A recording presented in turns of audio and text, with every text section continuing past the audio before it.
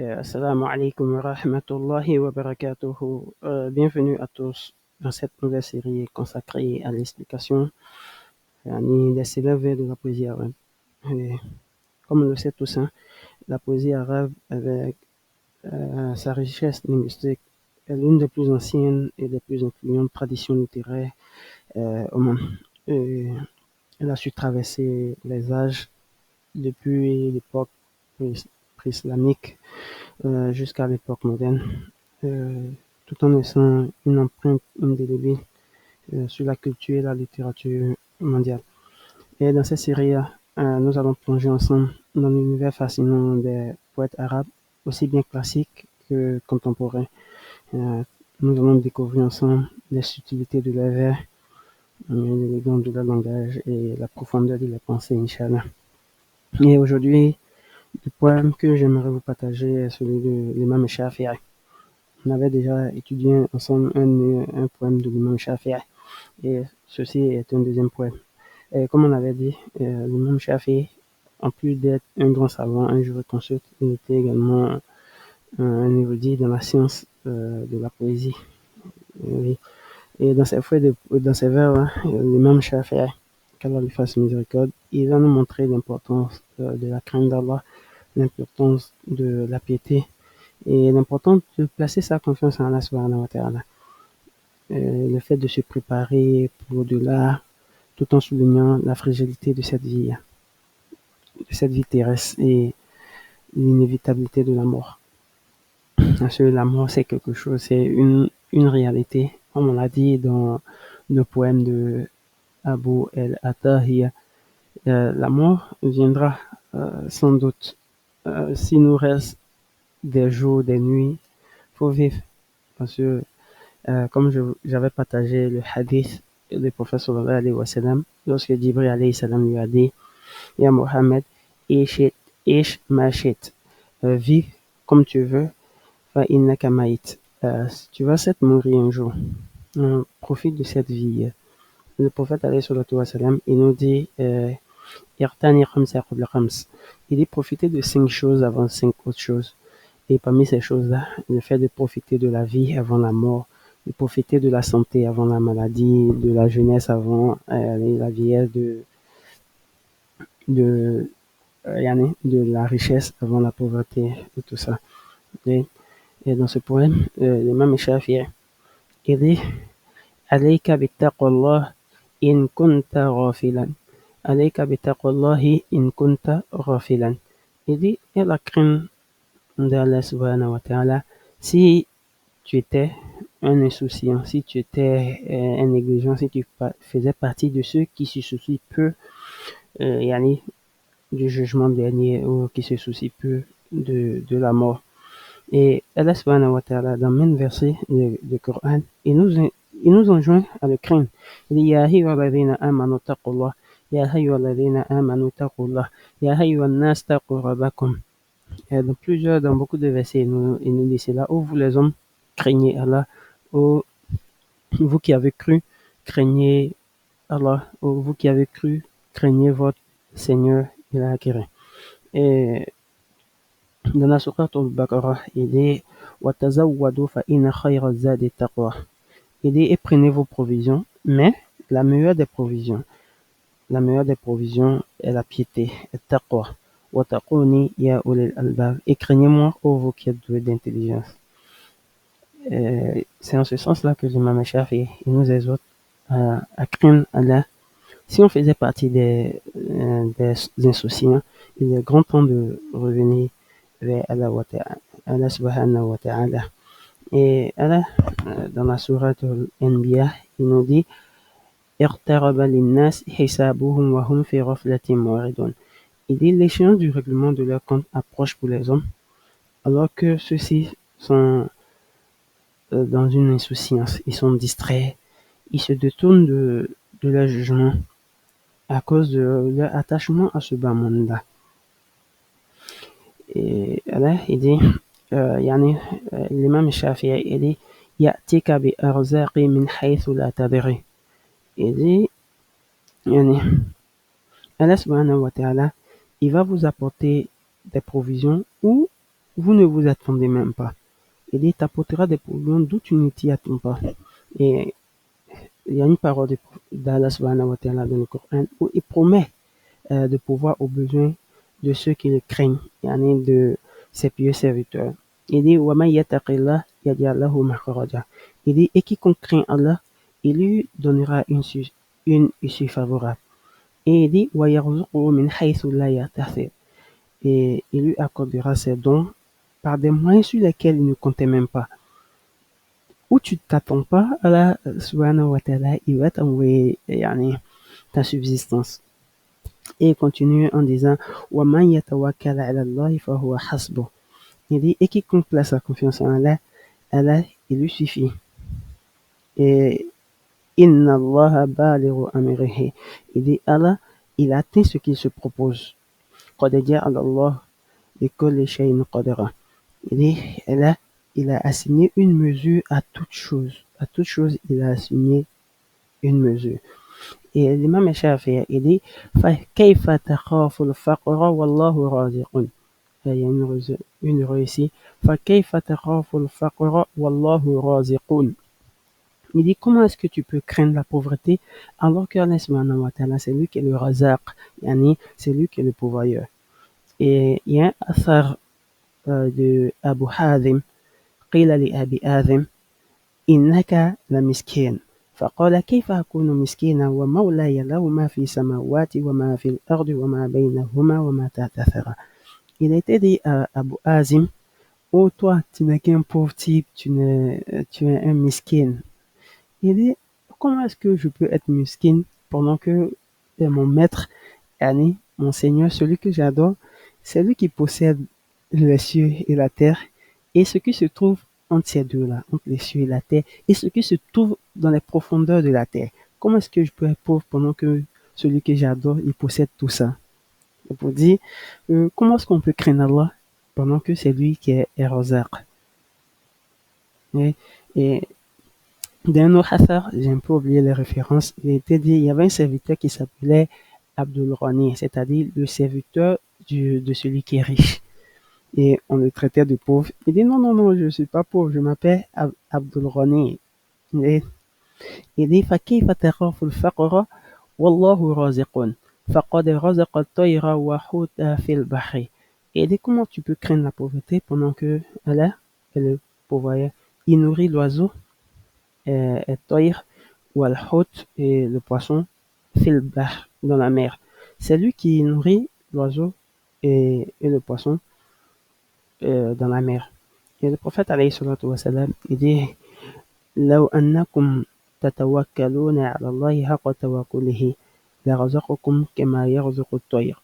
Il dit, si vous placez vos confiances en Allah comme il se doit, il vous pourvoira comme il pourvoit les oiseaux. Yani, il vous accordera votre subsistance tout comme il accorde la subsistance aux oiseaux.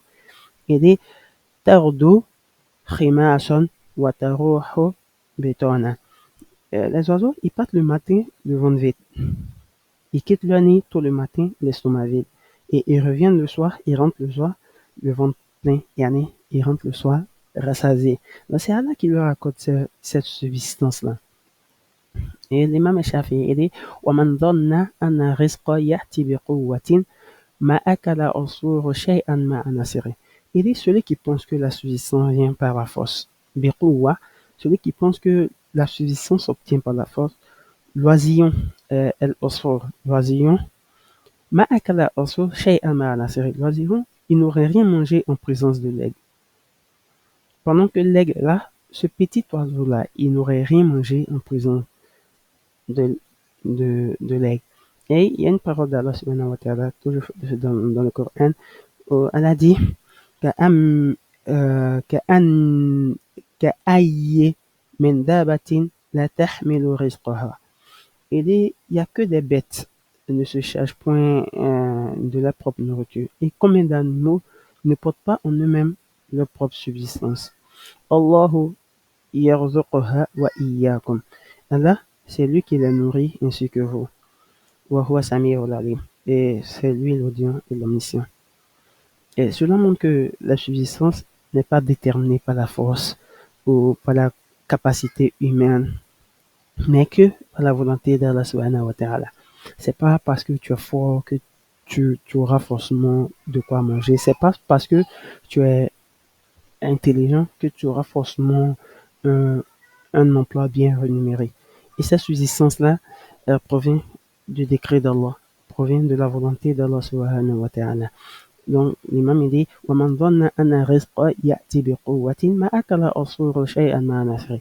Celui qui pense que la subsistance s'obtient par la force, l'oisillon, il n'aurait jamais rien mangé en présence de l'aigle. On voit l'oisillon comme il est petit et l'aigle comme il est grand.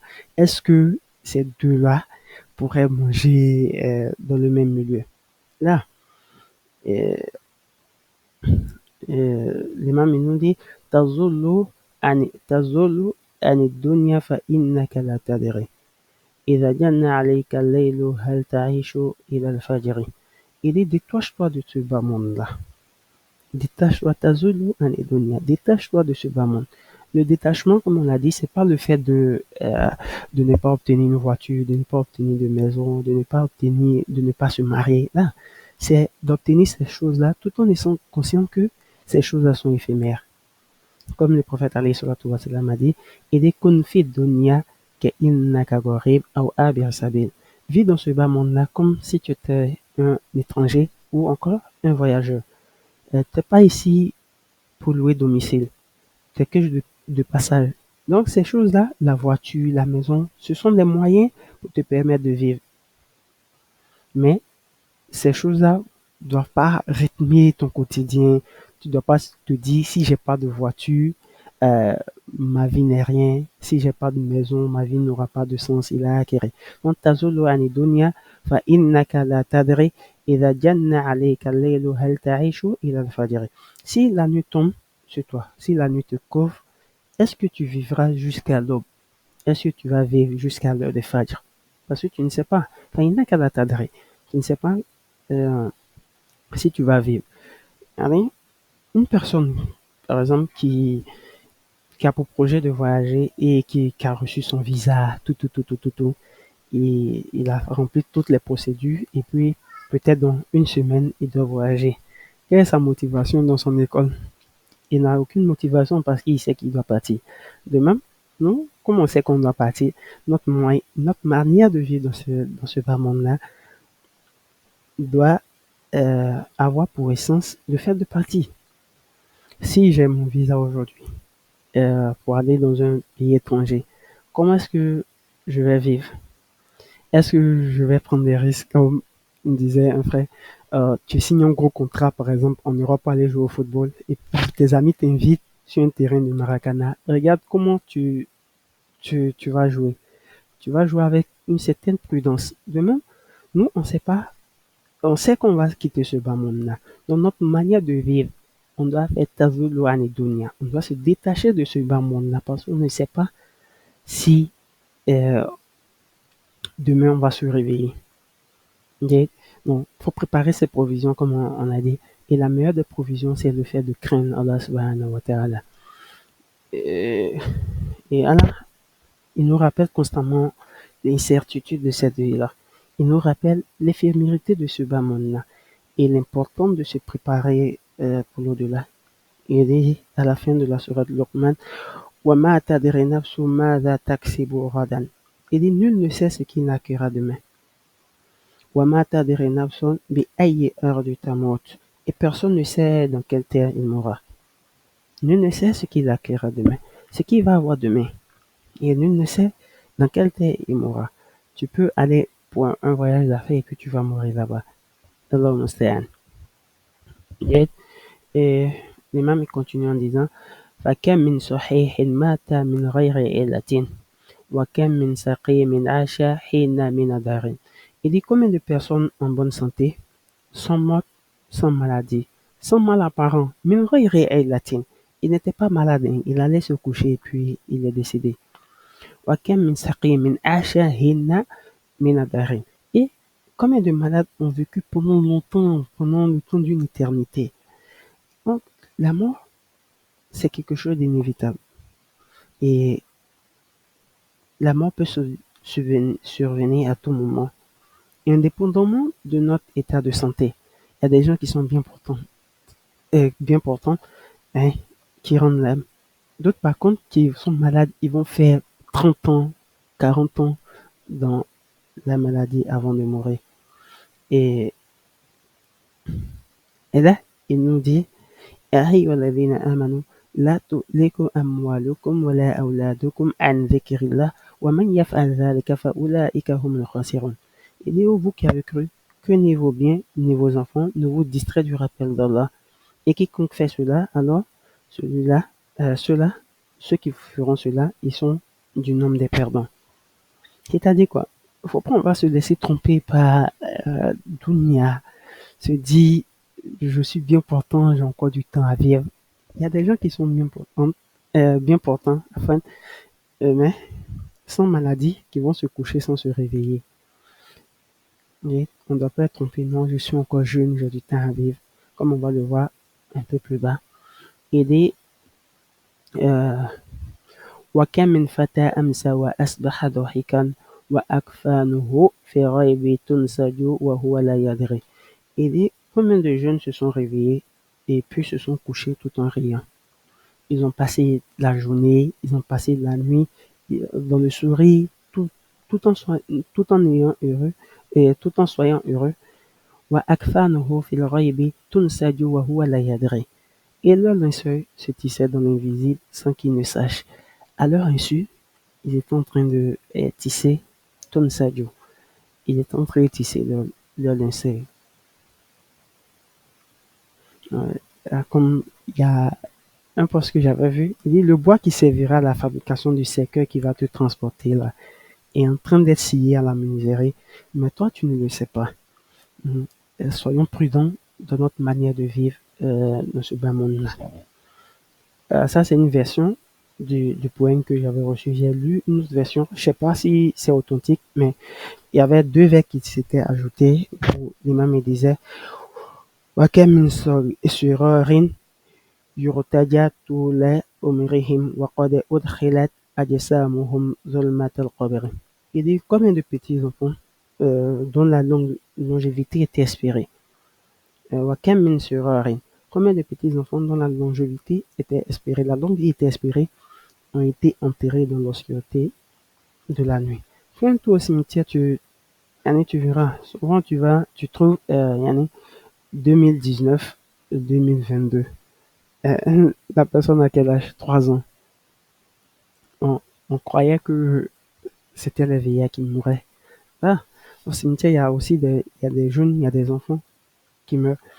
Et le deuxième, vers, c'était وَكَمْ مِنْ عَرُوسٍ زَيَّنُهَا لِزَوْجِهَا وَقَدْ قُبِضَتْ أَوْرَاحُهُمْ لَيْلَةَ الْقَدْرِ. Il dit combien de jeunes maris ont été embellis pour le mari, combien de fiancés ont été embellis pour le mari, alors que leurs âmes ont été reprises cette nuit du mariage-là.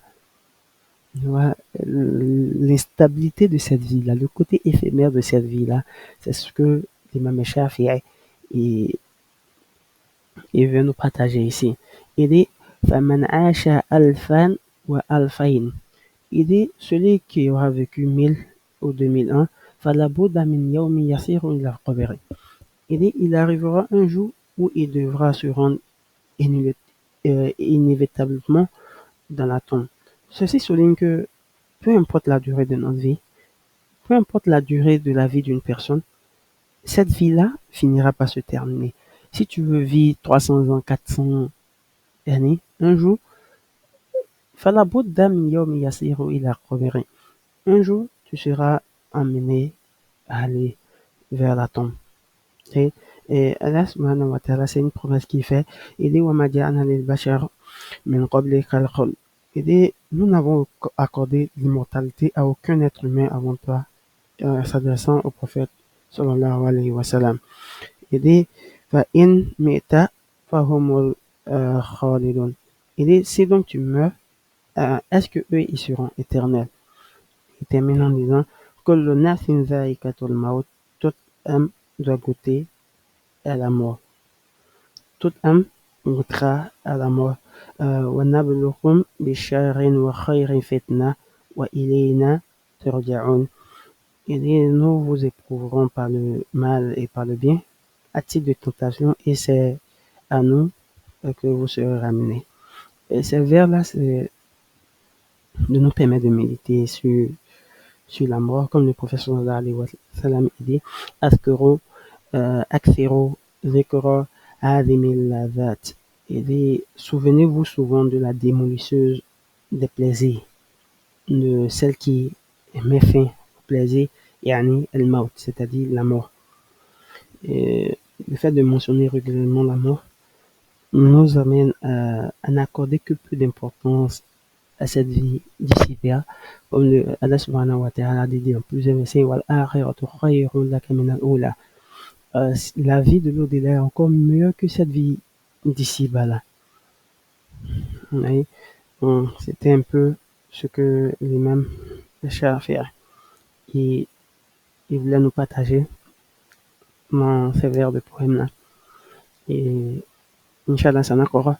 عليك بالتقوى الله إن كنت غافلا يأتيك بأرزاق من حيث لا تدري فكيف تخاف الفقر والله رازق فقد رزق الطير وحوت في البحر ومن ظن أن الرزق يأتي بقوة ما أكل أصور شيء مع نفر تزول عن الدنيا فإنك لا تدري إذا جن عليك الليل هل تهيش إلى الفجر فكم من صحيح مات من غير إلة وكم من سقيم عاش حين من الدار وكم من فتى أمسى وأصبح ضاحكا وأكفانه في الغيب تنسج وهو لا يدري فمن عاش الألفا وألفين فلا بد من يوم يسير إلى القبر.